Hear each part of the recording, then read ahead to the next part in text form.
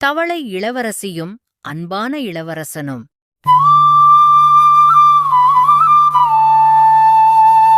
முன்னொரு காலத்துல் ராமாபுரம் என்று ஒரு ராஜ்யம் இருந்தது.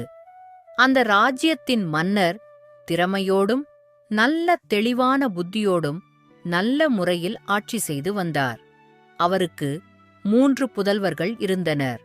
அப்பொழுது ஒரு நாள், என்னப்பா, எல்லோரும் வந்துவிட்டீர்களா? என் அருகே வாருங்கள். நான் உங்கள் அனைவருக்கும் ஒரு முக்கியமான செய்தி சொல்லலாம் என்று இருக்கிறேன். இதோ வந்துவிட்டோம் தந்தையே.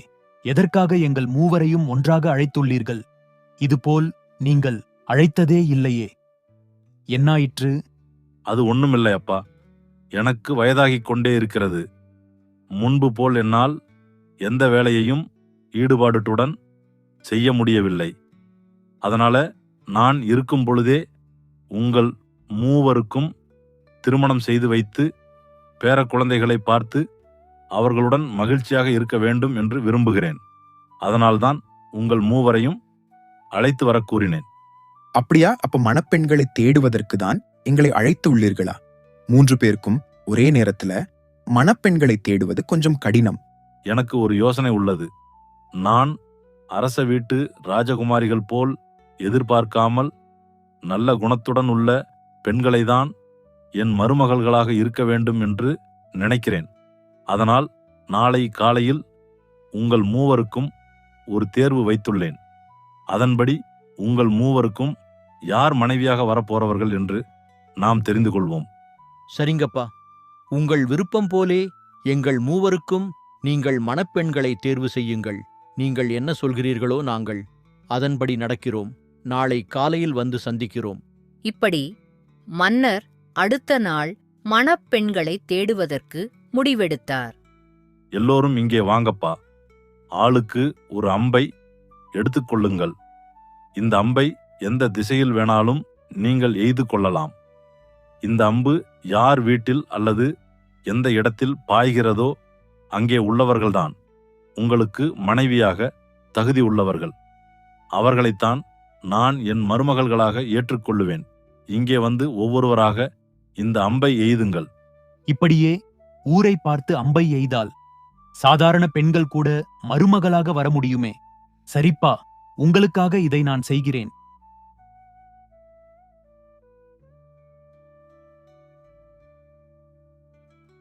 நல்ல குணமுள்ள பெண்கள் வேண்டும் என்று சொல்றீர்கள். அப்போ நம்ம நேரில் பார்த்து விசாரணை செய்தால்தானே முடியும்.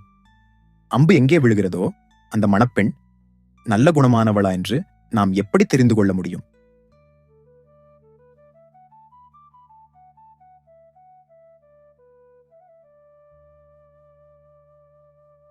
தந்தையே, உங்களுக்கு அனைத்தும் தெரியும். நீங்கள் என்ன சொல்கிறீர்களோ அதன்படியே நான் நடக்கிறேன். எனக்கு நல்ல மனைவியை நீங்கள் தேர்ந்தெடுத்து கொடுப்பீர்கள் என்று நான் நம்புகிறேன். இப்படி மூவரும் தந்தை கூறியபடியே தங்கள் அம்புகளை வேறு வேறு திசைகளில் எய்து முடித்தனர். சரி, இப்பொழுது நீங்கள் மூவரும் சென்று உங்கள் அம்பு எங்கே இருக்கிறதோ அங்கே உள்ளவர்களிடம் பேசி உங்களுக்கான மணப்பெண்களை அழைத்து வாருங்கள். தந்தை கூறியபடி முதலாமவன் அருகில் உள்ள கிராமத்திற்கு சென்று பார்க்கக் கிளம்பினான்.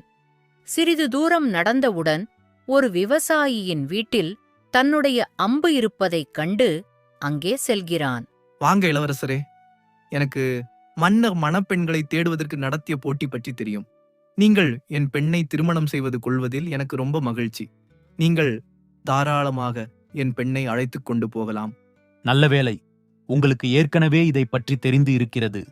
சரி, உங்கள் பெண்ணை நான் அழைத்துக் கொண்டு போகிறேன். திருமணம் எப்பொழுது நடைபெறும் என்று காவலாளர்களிடம் சொல்லி அனுப்புகிறோம். நாங்கள் வருகிறோம். அப்படி முதலாமவன் தனக்காக மணப்பெண்ணை அழைத்துக் கொண்டு அரண்மனைக்கு சென்றான்.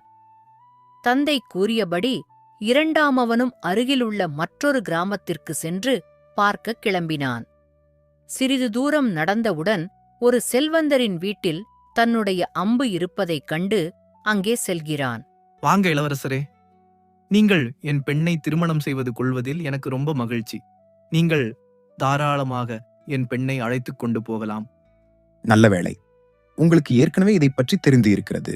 சரி, உங்கள் பொண்ணை நான் அழைத்துக் கொண்டு போகிறேன். திருமணம் எப்பொழுது நடைபெறும் என்று காவலாளர்களிடம் சொல்லி அனுப்புகிறோம். நாங்கள் வருகிறோம். அப்படி இரண்டாமவன் தனக்காக மணப்பெண்ணை அழைத்துக் கொண்டு அரண்மனைக்கு சென்றான். என்ன இது? நம்ம ஊரு முழுக்க தேடிப் பார்த்தாச்சு, நம்ம அம்பு எங்க இருக்கு என்றே தெரியவில்லையே. சரி, பக்கத்து கிராமத்திலும் போய் தேடி பார்ப்போம்.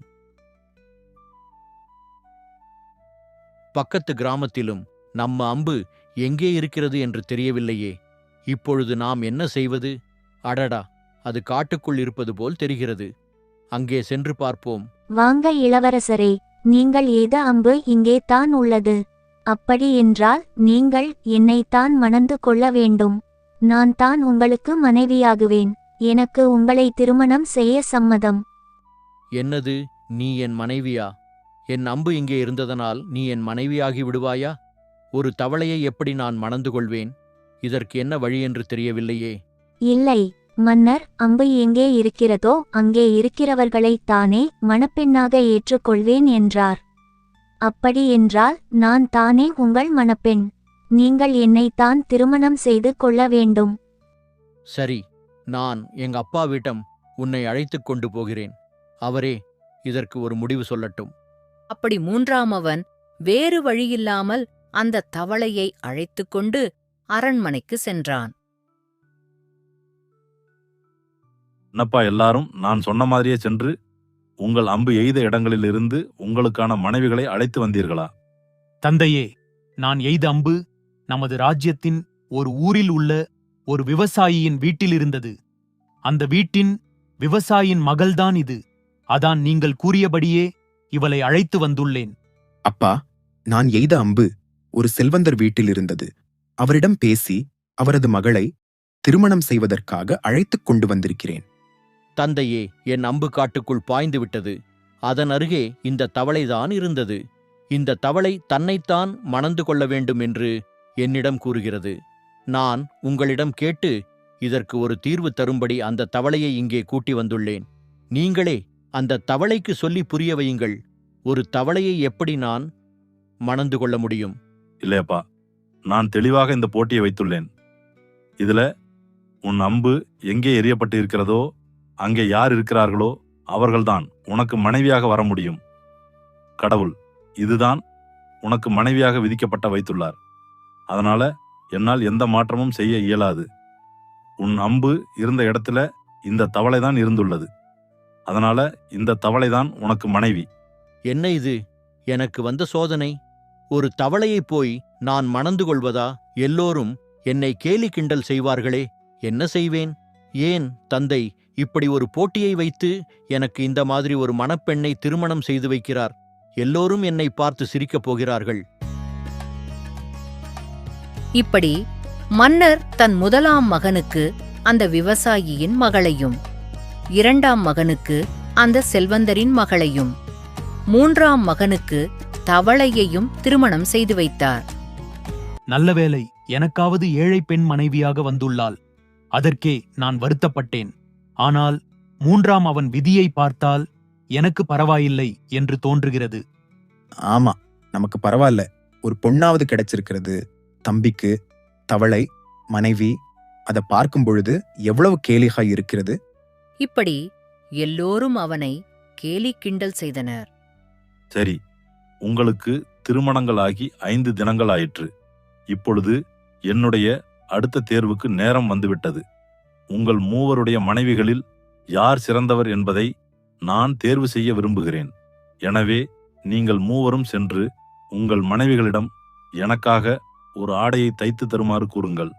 யாருடைய ஆடை சிறந்ததாக இருக்கிறது என்று பார்ப்போம். எங்களுக்கு பரவாயில்லை. உன் தவளை மனைவி எப்படி ஆடையெல்லாம் தைப்பாள்? இப்பொழுதே நீ இந்த போட்டியில தோற்றுவிட்டாய். போட்டி எங்கள் இருவருக்கு மட்டும்தான் போல.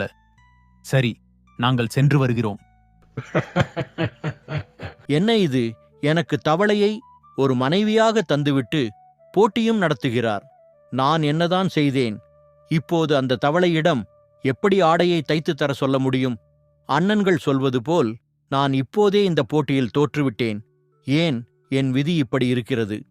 இப்படி மன்னர் கூறிய போட்டியால் இளவரசன் ரொம்ப வருத்தப்படுகிறான். இளவரசரே, என்ன ஆயிற்று? மன்னர் அழைத்தார் என்று சென்றீர்கள். திரும்பி வந்தவுடன் சோகமாக உட்கார்ந்து கொண்டிருக்கிறீர்கள். ஏன், மன்னர் அப்படி என்ன கூறினார்? அது ஒன்றுமில்லை. நீ போய் உன் வேலையைப் பார். கூறுங்கள் இளவரசரே, உங்கள் சோகத்திற்கு காரணம் என்ன? இல்லை, மன்னர் எங்கள் மூவரையும் அழைத்தார். எங்கள் மூவரின் மனைவிகளிலும் யார் சிறந்தவர் என்பதை தெரிந்து கொள்ள விரும்புவதாக கூறினார். அதற்காக அவருக்கு ஒரு ஆடையை தைத்து தரும்படி 3 மனைவிகளுக்கும் சொல்லுமாறு கூறினார். ஆனால் உன்னால் எப்படி ஆடையை தைத்துத் தர முடியும்? என் அண்ணன்கள்தான் வெற்றி பெறப்போகிறார்கள். அதைத்தான் எண்ணிக்கொண்டிருந்தேன். இவ்வளவுதானா? நீங்கள் இரவு நன்றாக உறங்குங்கள். காலையில் நீங்கள் கொண்டு செல்ல நல்ல ஆடை இங்கே இருக்கும். எதை பற்றியும் கவலைப்படாதீர்கள். நான் அனைத்தையும் பார்த்துக் கொள்கிறேன். சரி, நீ உன்னால் முடிந்தவரை முயற்சி செய். காலையில் பார்ப்போம்.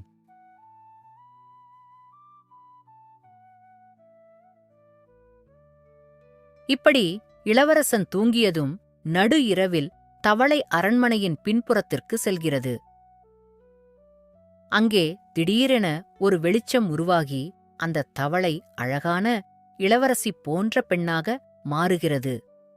யார் அங்கே? இங்கே வாருங்கள். எனக்கு என் தந்தை பண்டிகை நாட்களில் அணிவது போல் தங்கப்பட்டு ஜரிகைகளுடன் கூடிய நல்ல ஒரு ஆடையை தைத்துக் கொண்டு வா. விடிவதற்குள் கொண்டு வா. இப்படி அந்த பெண் அழைத்ததும் ஒரு பறவை வந்து ஒரு கூடையை வைத்துவிட்டு சென்றது. பிறகு அந்த பெண் மீண்டும் தவளையாக மாறி அரண்மனைக்குள் செல்கிறாள். நல்ல வேளையாக விடிவதற்குள் நான் கூறியபடி ஆடையை கொண்டு வந்து விட்டார்கள். சரி, வேறு யாரும் பார்ப்பதற்குள் இளவரசரிடம் சென்று விடலாம்.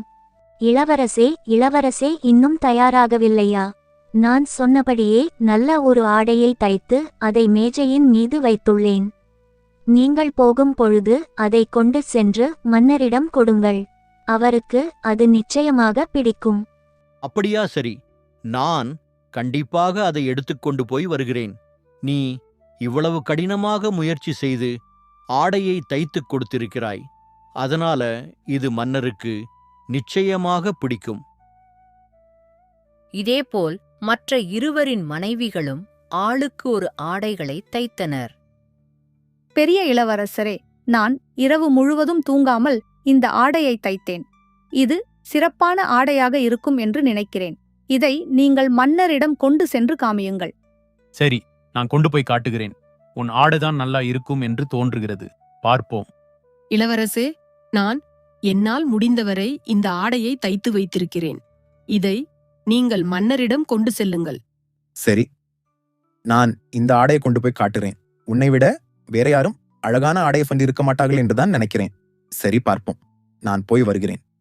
மூவரும் ஆடைகளை எடுத்துக்கொண்டு அரண்மனைக்கு செல்கிறார்கள். எல்லோரும் தங்கள் மனைவிகளிடம் ஆடைகளை தைத்து கொண்டு வந்து உள்ளீர்களா?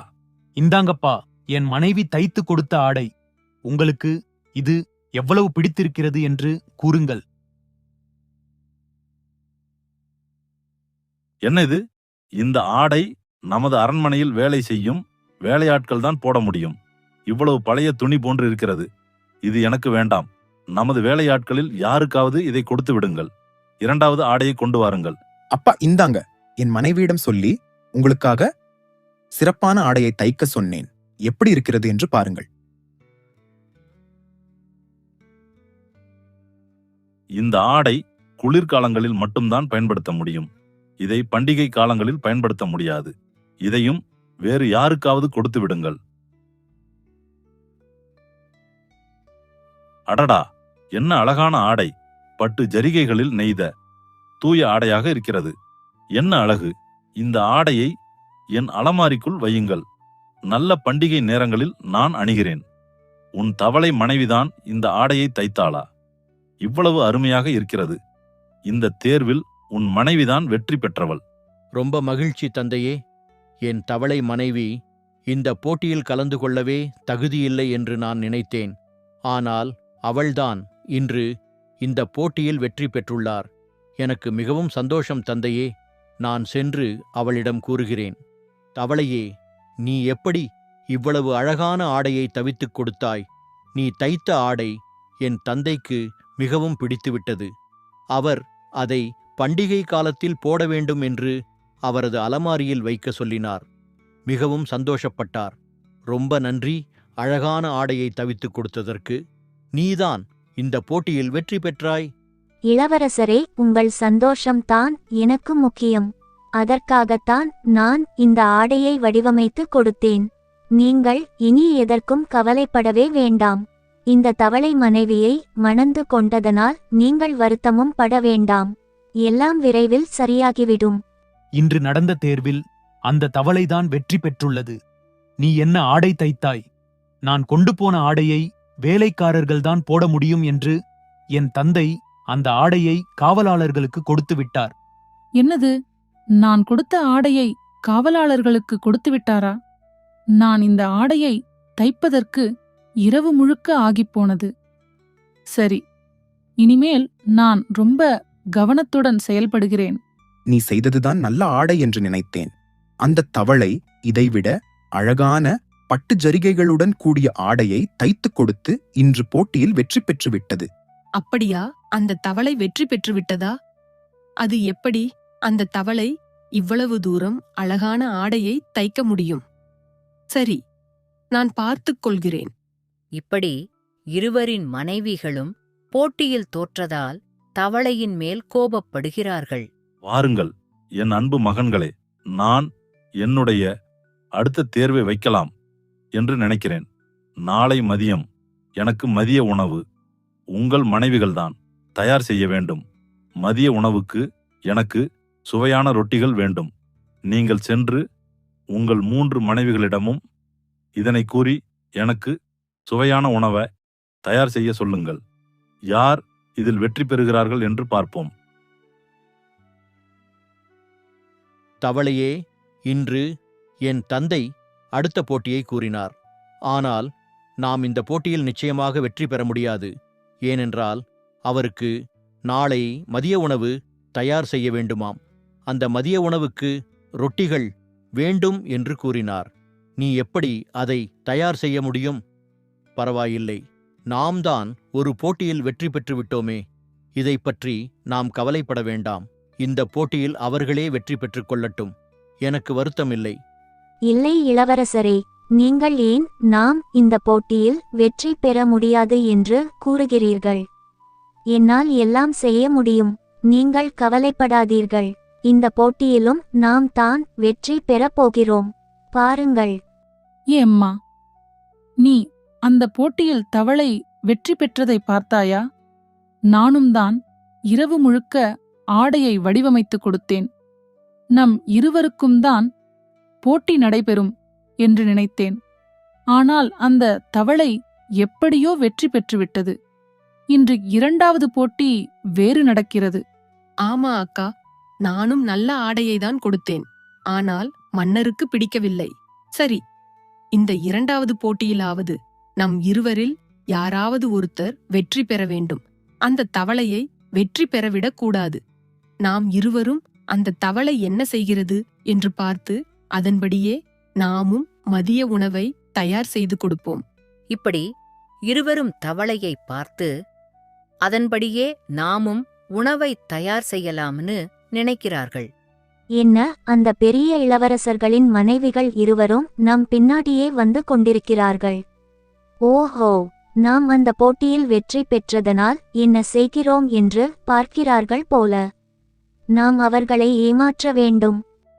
அந்த தவளை அவர்களை ஏமாற்றுவதற்காக மாவினை எடுத்து அதனை அடுப்பினில் வைத்து சுடுவது போல் செய்தது. இதனை பார்த்த 2 பேரும் தாங்களும் அதே மாதிரி மாவினை எடுத்து அடுப்பின் நெருப்பில் தீ மூட்டி உணவை தயார் செய்தனர். நல்லவேளை, அவர்களை எப்படியும் ஏமாற்றி விட்டோம். இனி நமது மதிய உணவுக்கு ஏற்பாடு செய்வோம். யாரங்கே? இங்கே வாருங்கள். நீங்கள் சென்று என் தந்தைக்கு பிடித்த மிகவும் சுவையான அந்த ரொட்டிகளை சமைத்துக் கொண்டு வாருங்கள். வேகமாக கொண்டு வாருங்கள். எனக்கு வேண்டும். இப்படி அந்த பறவை மீண்டும் ஒரு கூடையை வந்து வைக்கிறது. என்னப்பா, எல்லோரும் என்னுடைய மதியம் உணவை தயார் செய்து கொண்டு வந்து உள்ளீர்களா? எங்கே கொடுங்கள். எனக்கு இன்று மிகவும் பசியாக உள்ளது. தந்தையே, எங்கள் மூவரின் மனைவிகள் சமைத்த மதிய உணவுகளை இங்கே கொண்டு வந்துள்ளோம். நீங்கள் சுவைக்க தயாராக உள்ளது. அடடே, இது என்ன? இந்த ரொட்டி மிகவும் கருகிப் போய் உள்ளது. ஒரு மன்னருக்கு இப்படியா மதிய உணவு செய்து கொடுப்பீர்கள்? எடுத்து செல்லுங்கள். அடுத்த உணவை கொடுங்கள்.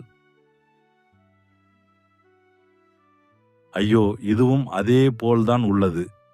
இதையும் தயவு செய்து எடுத்துச் செல்லுங்கள். வாயிலேயே வைக்க முடியவில்லை. இன்று எனக்கு மிகவும் பசியாக உள்ளது. அடுத்த உணவை கொண்டு வாருங்கள். தந்தையே, என் தவளை மனைவியால் என்ன முடிந்ததோ அதை சமைத்துக் கொண்டு வந்திருக்கிறாள். நீங்கள் அதை ருசித்துவிட்டு கூறுங்கள்.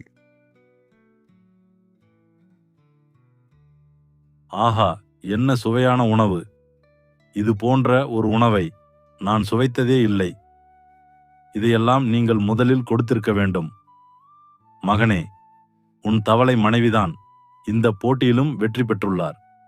இனிமேல் எனக்கு எப்போது வேண்டும் என்றாலும் உன் தவளை மனைவிதான் உணவை தயார் செய்து கொடுக்க வேண்டும். இவ்வளவு ருசியான உணவை நான் சுவைத்ததே இல்லை. பாத்தியாமா, இந்த போட்டியிலையும் அந்த தவளை தான் வெற்றி பெற்றிருக்கு. அந்த தவளை என்ன பண்ணியதோ அதே மாதிரி தானே நாமும் பண்ணினோம். ஆனால் நம்ம ரொட்டிகள் மட்டும் கருகி போய் வந்துள்ளது. அந்த தவளை ஏதோ மாய வேலை செய்தது போல. ஆமாக்கா, இந்த தவளை வேணும்னே நம்ம ஏமாத்தி விட்டுட்டு தனியா உள்ள ரொட்டியை செய்திருக்கும் என்று நினைக்கிறேன். ஏன்னா என்னுடைய ரொட்டியும் கருகிதான் வந்தது. சரி, மன்னர் அடுத்த போட்டி வைப்பாரா இல்லையான்னு தெரியல. அடுத்து நம்ம அவளை பார்த்துக்கொள்வோம். எல்லாரும் இங்கே வாங்கப்பா. இதுதான் என்னுடைய கடைசியான சோதனை. இதுவரை நடந்த தேர்வுகள் எல்லாவற்றிலும் மூன்றாமவன் மனைவி தவளைதான் வெற்றி பெற்று உள்ளது. ஆனால் இந்த தேர்வில் எப்படி தவளை வெற்றி பெறும் என்று என்னால் கூற முடியவில்லை. ஏனென்றால் இந்த மூன்றாவது போட்டியில் நமது அரண்மனையில் வெளிப்புறத்தில் ஒரு விருந்து சந்திப்பு வைத்திருக்கிறேன். அங்கு அனைவரும் அவரவர் மனைவிகளுடன் வர வேண்டும். எல்லா விருந்தினரையும் யாருடைய மனைவி அதிகமாக கவர்கிறாரோ அவள்தான் இறுதியில் போட்டியில் வெற்றி பெறுவாள். எனவே எல்லோரும் தங்கள் மனைவிகளை விழாவிற்கு அழைத்து வாருங்கள். தவளையே, இந்த 2 போட்டிகளிலும் நாம் வெற்றி பெற்றுவிட்டோம். 3வது போட்டி கடினம். என் தந்தை ஒரு விருந்துக்கு ஏற்பாடு செய்திருக்கிறார். அந்த விருந்துக்கு வருகிற அனைவரையும் யாருடைய மனைவி அதிகமாக கவர்கிறார்களோ அவர்களைத்தான் வெற்றி பெற்றவர் என்று அறிவிக்கப் போகிறார். இதில் நான் எப்படி உன்னை அழைத்துச் செல்ல முடியும்? எல்லோரும் என்னை கேலி செய்வார்கள். அதனால் நாம் இந்த போட்டியில் கலந்து கொள்ள வேண்டாம். நான் மட்டும் விருந்துக்கு சென்றுவிட்டு வருகிறேன். நீ இங்கேயே இரு. இளவரசரே, இந்த போட்டியிலும் நாம் தான் வெற்றி பெறப் போகிறோம். நான் உங்களுக்கு ஒரு மகிழ்ச்சியான செய்தி சொல்ல வேண்டும். அதை நீங்களே அந்த விழாவிற்கு நான் வரும்பொழுது தெரிந்து கொள்வீர்கள். எதை பற்றியும் யோசிக்காமல் என்னை நம்புங்கள். அந்த விழா சந்திப்பிற்கு செல்லுங்கள். சரி, நான் உன் வார்த்தையை நம்புகிறேன். நீ வரும் வரை காத்திருக்கிறேன். சென்றுவிட்டு வருகிறேன். இப்படி அனைவரும் அவரவர் மனைவிகளுடன் அங்கே வந்தனர். ஆனால் 3வது இளவரசன் மட்டும் தனியே நின்று கொண்டிருந்தான். என்னப்பா, எல்லோரும் தங்கள் மனைவிகளுடன் வந்திருக்கிறார்கள். நீ மட்டும் தனியே நின்று கொண்டிருக்கிறாய். ஏன் உன் தவளை மனைவியை இங்கு அழைத்து வந்தால் எல்லாரும் உன்னை கேலி கிண்டல் செய்வார்கள் என்று நினைக்கிறாயா? அதையெல்லாம் பொருட்படுத்தாதே. போய் உன் தவளை மனைவியை அழைத்து கொண்டு வா. இல்லை தந்தையே, அவள் நீங்கள் செல்லுங்கள், நான் பின்னாடியே வருகிறேன் என்று என்னை போக சொன்னால் சிறிது நேரத்தில் இங்கு வந்துவிடுவாள். ஒரு அழகிய வண்டியில் அந்த தவளை பெண்ணாக மாறி அங்கு வந்து இறங்கியது. நான் தான் அந்த தவளையாக இருந்தேன். இந்த இளவரசருக்கு என்மேல் உண்மையாகவே பாசம் உள்ளதா என்பதை நான் சோதிப்பதற்காகவே தவளையாக இருந்தேன். என் உண்மை முகத்தை காட்டவில்லை. இப்போது இந்த இளவரசர் என் மீது உண்மையான அன்பு வைத்திருக்கிறார் என்பதை நான் புரிந்து கொண்டேன். அதனால் என் உண்மை முகத்தை காட்டலாம் என்று நினைத்தேன். அப்படியா? ரொம்ப மகிழ்ச்சி அம்மா. என் 3வது மகனுக்கு இப்படி ஒரு புத்திசாலியான மனைவி அமைந்ததில் எனக்கு ரொம்ப சந்தோஷம். நீங்கள் இருவரும் என்றென்றும் நலமுடன் வாழ வேண்டும். அந்த தவளை இளவரசி போகும் வேகத்தில் தனது தவளை ஆடையை வெளியிலேயே வைத்துவிட்டு சென்றது. அப்போது அங்கு வந்த இளவரசன், என்ன இது? இந்த தவளை உடை இங்கே இருக்கிறதா? இனிமேல் இந்த தவளை உடை எதற்கு தேவைப்பட போகிறது? நாம் தான் நம் மனைவியின் உண்மையான முகத்தை பார்த்து விட்டோமே. இந்த தவளை உடை எனக்கு பிடிக்கவே இல்லை. இதை முதலில் நெருப்பிலிட்டு எரித்து விடுகிறேன். ஐயோ, என்ன காரியம் செய்துவிட்டீர்கள்! இன்னும் 3 நாட்கள் பொறுத்து இருந்தால் எல்லாமே சரியாகியிருக்கும். இனிமேல் நீங்கள் என்னை காண மாட்டீர்கள். நான் வேண்டுமென்றால் தூர தேசத்தில் இருக்கும் ராஜ்யத்திற்கு தனிமையில் வந்து என்னை அழைத்துச் செல்லுங்கள். திடீரென்று அந்த பெண் மாயமானார். ஐயோ, எவ்வளவு பெரிய தவறு செய்துவிட்டேன். எப்படியாவது நான் என் மனைவியை கண்டுபிடித்தே ஆக வேண்டும். இதை தந்தையிடம் பொய் சொல்வோம். நடந்தது அனைத்தையும் தந்தையிடம் கூறினான். தந்தையே, நான் என் மனைவியை கண்டுபிடித்து அழைத்துக் கொண்டு வர செல்கிறேன். நீ மட்டும் கொஞ்சம் அவசரப்படாமல் இருந்திருக்கலாம் அல்லவா? சரிப்பா, நீ சென்று என் மருமகளை அழைத்துக் கொண்டு வா. உனக்கு அந்த கடவுள் உதவி செய்வார். நீ நம்பிக்கையுடன் செல். இப்படி தன் தந்தையின் ஆசியுடன் தன் மனைவியை தேடுவதற்காக பல நாட்கள் பல இடங்களில் அலைந்து திரிந்து கடைசியில் ஒரு முனிவரை சந்தித்தான். அந்த முனிவரிடம் நடந்ததை எல்லாம் கூறுகிறான். எனக்கு என் மனைவியை கண்டுபிடிக்க உதவி செய்யுங்கள் ஐயா. அப்படியா? நீ இந்த ராஜ்யத்தின் இளவரசியை தான் பார்த்து உள்ளாய். அந்த இளவரசிக்கும் அவரது தந்தைக்கும் சிறிய மனத்தாங்கள். அதனால்தான் அவர் தன் மகளுக்கு சாபம் கொடுத்து 1.5 வருடங்கள் தவளையாக இருக்க வேண்டும் என கூறிவிட்டார்.